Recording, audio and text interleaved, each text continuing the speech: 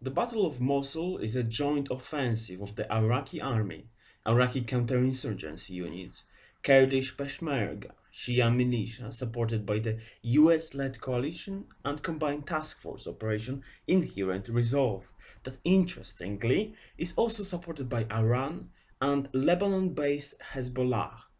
This battle was launched in October 2016 to retake the city of Mosul, which is the second largest city in Iraq, from the hands of jihadists fighting for so-called Islamic State, led by Abu Bakr al-Baghdadi.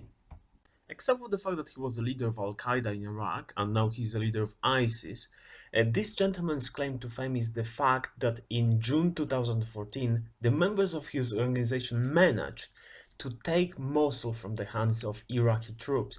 And just to give you some statistics, ISIS basically used 1,300 fighters against 30,000 strong contingent of Iraqi troops in the city. And it took them just 6 days to win in the Battle of Mosul of 2014. And by any standards, anyone would be proud of such a victory. Okay, the best way to explain that, I suppose, is the fact that Iraqis can be grateful for the situation to George W. Bush, who organized the US intervention in 2003 that removed President Saddam Hussein from power. And the way they did that basically led to an outbreak of Iraqi civil war of 2006 and the growth of Al-Qaeda in this country. Luckily, by 2009, the situation in the country has stabilized and the country was left in the hands of Prime Minister al-Maliki, who requested from Americans that they would withdraw their troops from the country. By 2011, the successor of George W. Bush, President Barack Obama, decided to deliver on that promise and decided to withdraw all of the US troops from Iraq. And once the US troops were packing home, the Iraqi soldiers were taking over the responsibilities for securing country's future. Unfortunately, in the meantime, Prime Minister Nouri Maliki decided to start a political campaign of marginalization of Sunni population in the northern parts of the country, and that pushed them, at least some of them, to political extremism. And that's how Iraqi al-Qaeda has grown its ranks. And also the very fact that Syrian civil war broke out in 2011 has helped this organization to strengthen its resolve, because in 2012, when the moderate rebels have started losing ground to the Syrian regime, Abu Bakr al-Baghdadi came to their help. They just didn't realize that he was doing that not out of purity of his heart, but basically to strengthen the resolve of his organization and establish Islamic State as a successor of Al-Qaeda. By doing so, he basically gained enough strength to take over Mosul and the northern parts of Iraq and establish Islamic Caliphate and call himself a caliph. So far, a terror campaign launched by this organization, combined with the strong social media presence, made this organization unbeatable so far. But the hope is that Iraq, under new leadership of Prime Minister Haider al-Abadi, who is, by the way, the Manchester University alumni, will make a progress. Naturally, by looking at the current pace of progress, we might be dissatisfied because ever since the campaign on Mosul started, the coalition forces have regained just a quarter of the city, but it is slow but sure progress. Keeping up with the pressure on the jihadists is very important, especially considering the fact that in their quest to establish the Islamic Caliphate, they impose a Sharia law in towns and cities in Iraq and Syria. So any progress will be welcomed. Unfortunately, ISIS has an endless supply line of brainwashed suicide bombers, and that makes it extremely difficult to coalition forces to regain the control over this city. There is a heavy price to pay for the victory, but rise of Iraqi or Kurdish flag in the center of Mosul will be an ultimate victory.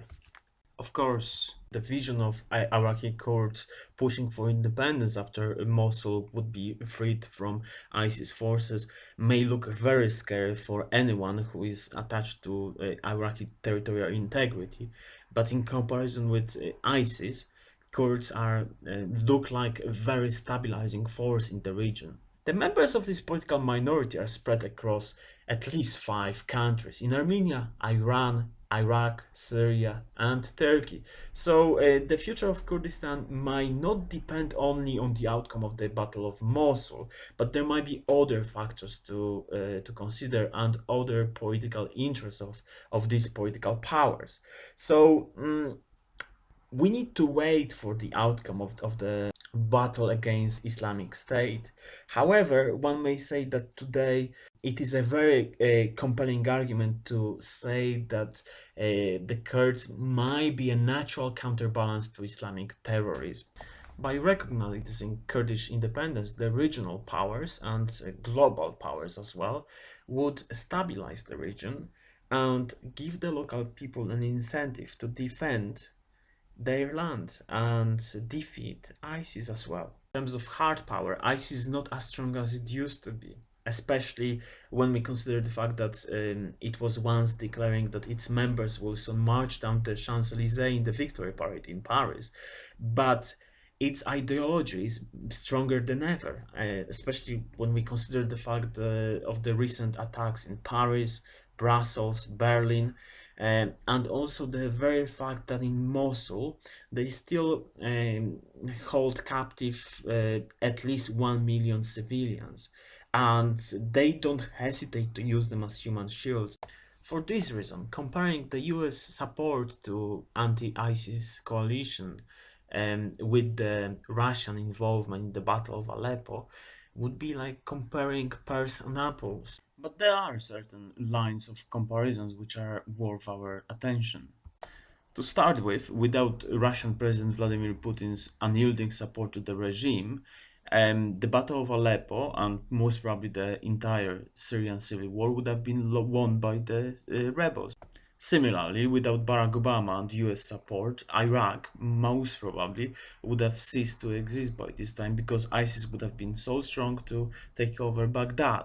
Yet, as much as President Barack Obama's time as a global leader has just terminated, with President Putin, you never know, he might be just beginning, and his third term as a president might be just one of many, and we might see him in the years to come.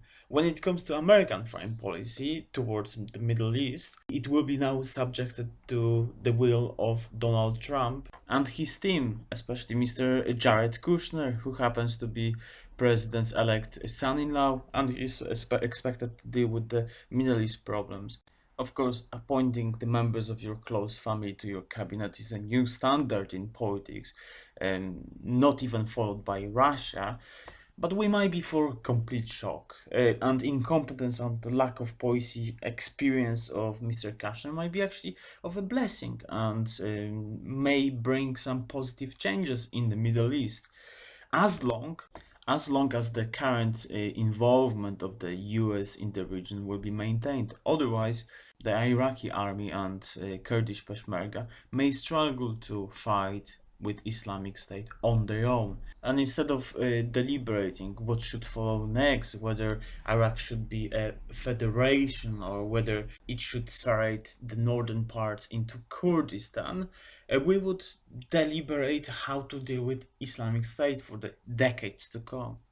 If you enjoyed our video, please subscribe to our channel. On behalf of International Relations Daily, it was Piotr Pietrzak and it was a pleasure to talk to you. Thank you very much for your attention.